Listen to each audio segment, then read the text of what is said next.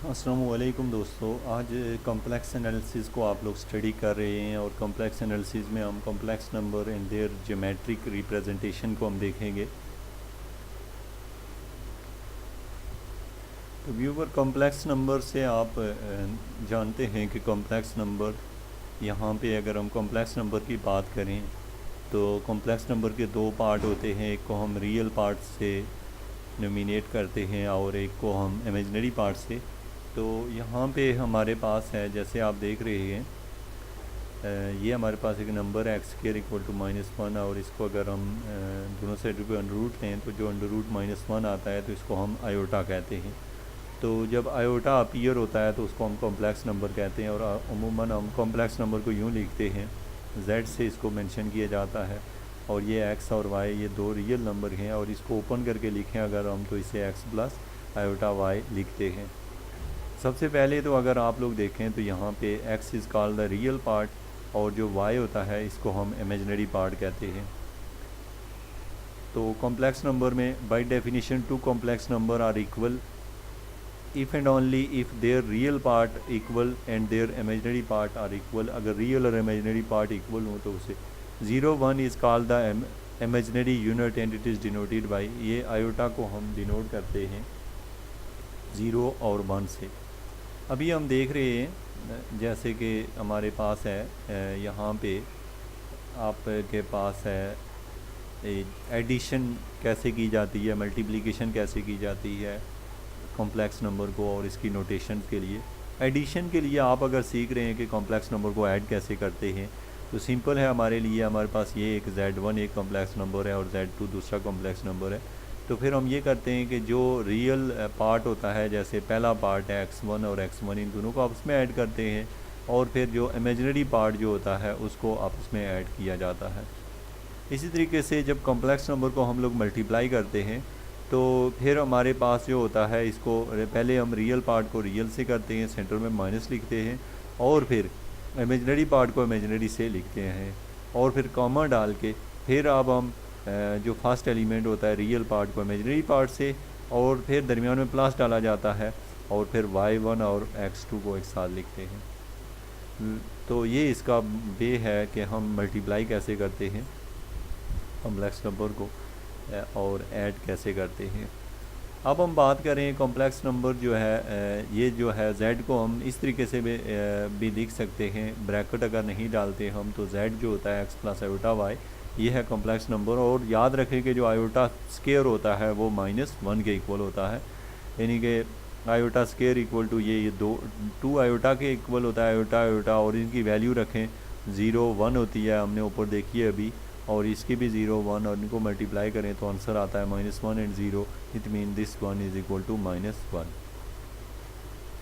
For addition and standard notation, अब हम इनको ऐड करना चाहते हैं, जो आयोटा वाले हैं उनको आयोटा में टर्म में और दूसरी टर्म को, और मल्टीप्लाई भी हमने ये मल्टीप्लाई देखा और इसको हम सिंपल वे से भी मल्टीप्लाई करते हैं। फर्स्ट टर्म को फर्स्ट के साथ, सेकंड टर्म को सेकंड से, फिर इसको इसके साथ और इसको इसके साथ मल्टीप्लाई करें और जो आयोटा वाली टर्म्स हों उनको कॉमन ले लें और विदाउट आयोटा वाली को सेपरेट कर लें।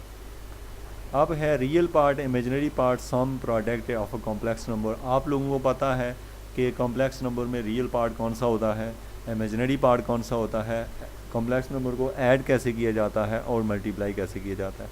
सब्ट्रैक्शन बिल्कुल सेम होती है जैसे कि एडिशन की जाती है, उसी तरीके से कॉम्प्लेक्स नंबर को सब्ट्रैक्ट किया जाता है।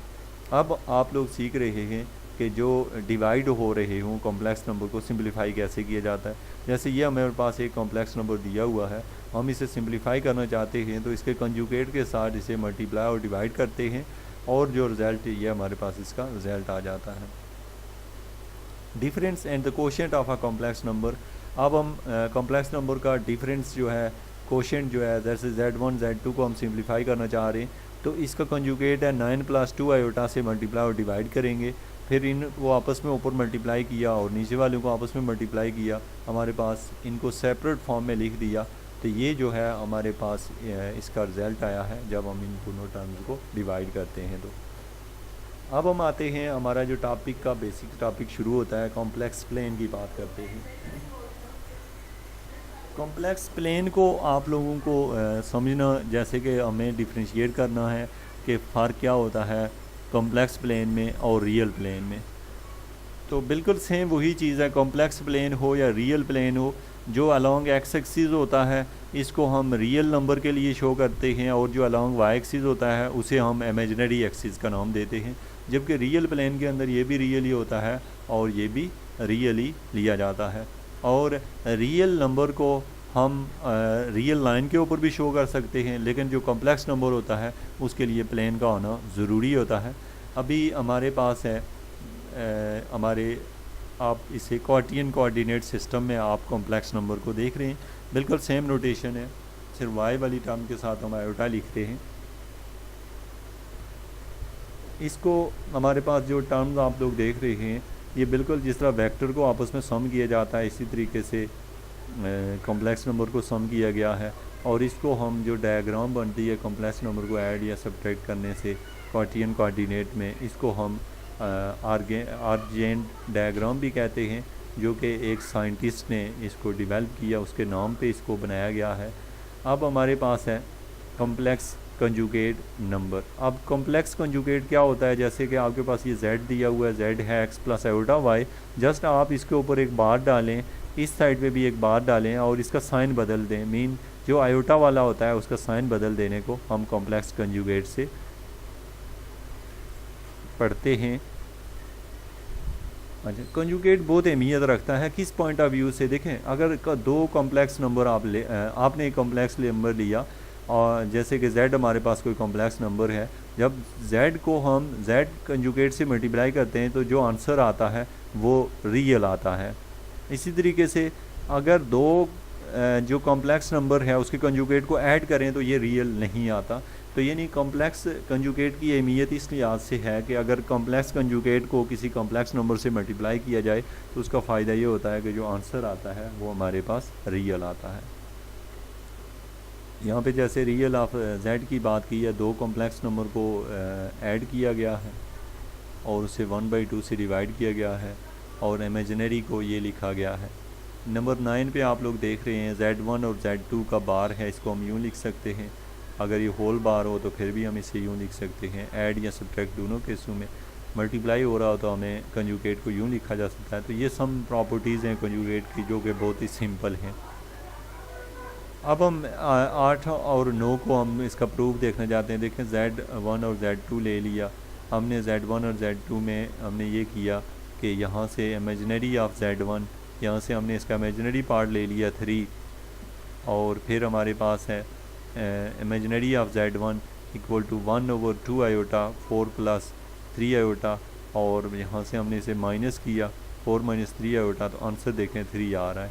मतलब ये कि आपने क्या करना है, इसको हम प्रूव कर रहे हैं। हम ये प्रूव कर रहे हैं कि जब हम z के अंदर z कंजुगेट को ऐड करें, 2 से डिवाइड करें, तो रियल ऑफ z आ जाता है। क्या मतलब इसका, आप देखें यहाँ पे रियल ऑफ z की हम डेफिनेशन देखें तो z1 और z2 कंजुगेट को ऐड करना है। सेम ऐसे ही हमने z1 अन का जो को z2 से माइनस किया, ये हम दूसरी प्रॉपर्टी देख रहे हैं, माइनस किया 2 आयोटा से डिवाइड किया तो इमेजिनरी ऑफ z आता है। ये इनके ये जो दो रूल हैं इनको ये चेक किया गया है एग्जांपल नंबर 3 में। अगर आप इसको अंडरस्टैंड करते हैं तो ठीक है, अगर नहीं तो फिर आप लोग इस वीडियो को यहीं रोक के अगर इसको चेक करें विद एग्जांपल तो आपको इसकी समझ आ जाएगी। बहुत बेसिक सी ये एक्सरसाइज है, तो हम इसको देख लेते हैं 2 मिनट में। जस्ट आपने इसको ये देखना है कि हमारे पास जो वैल्यू आ रही है